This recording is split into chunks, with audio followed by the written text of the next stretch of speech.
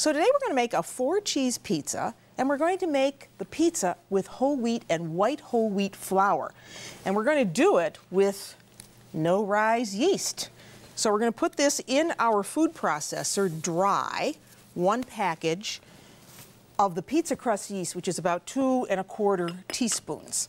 And then we want 1 1/4 cups of whole wheat flour and 2 cups of white whole wheat flour. Those are just 2 different strains of whole wheat. Very good for you. And then we're going to just add some water. I'm going to put the top on. And this pizza goes together very quickly. We're going to whirl that around just to mix all that up. And now we're going to give this some salt. So a good teaspoon of salt goes in. Whirl that around again. And now we can start to add the liquid. So we want water with this. So right through the feed tube, we're going to add enough water to create a ball of dough.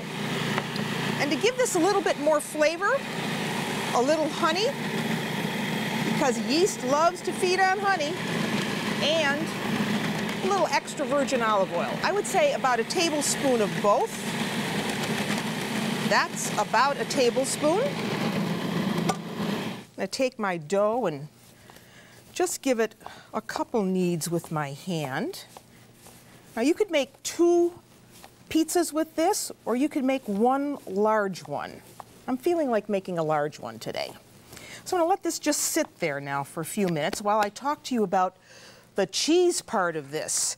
So for this pizza, we're going to use 4 different cheeses. And they're right here. I want you to take a look. Here is provolone cheese. That's a cow's milk cheese, used to be made in southern Italy, but the pasture lands are pretty much gone. So now it's made in northern Italy.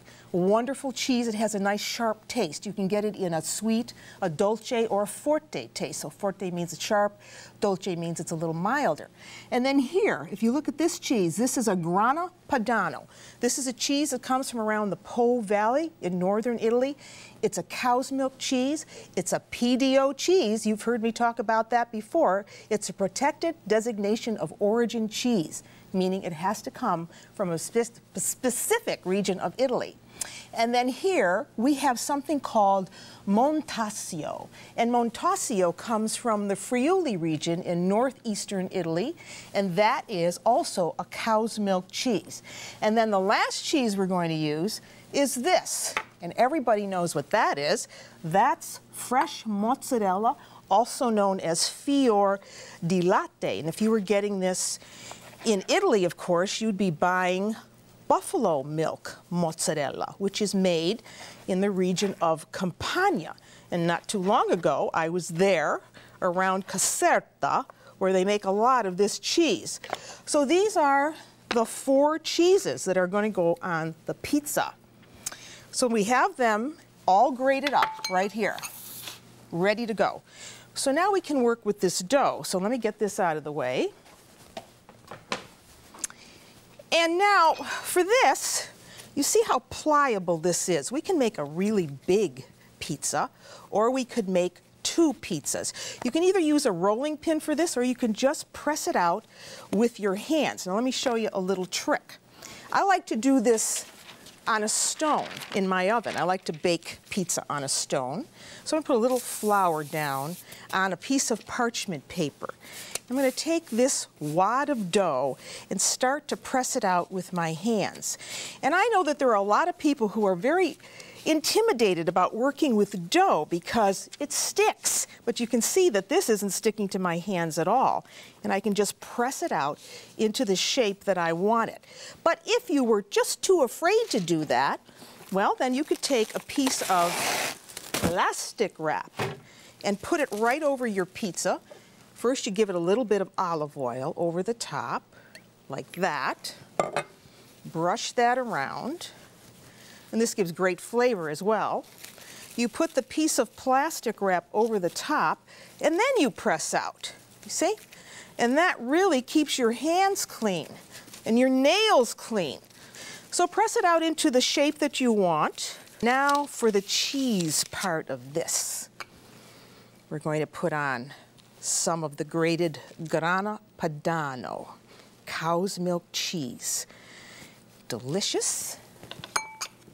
Some of the provolone goes on. Here's the montasio going on. And of course, the mozzarella goes on. And our oven is on 400 degrees. This is probably going to take about 25-30 minutes to cook. You can give it a little bit of olive oil over the top if you want, but there's enough fat in the cheese that you don't need to do that. So I think that's enough.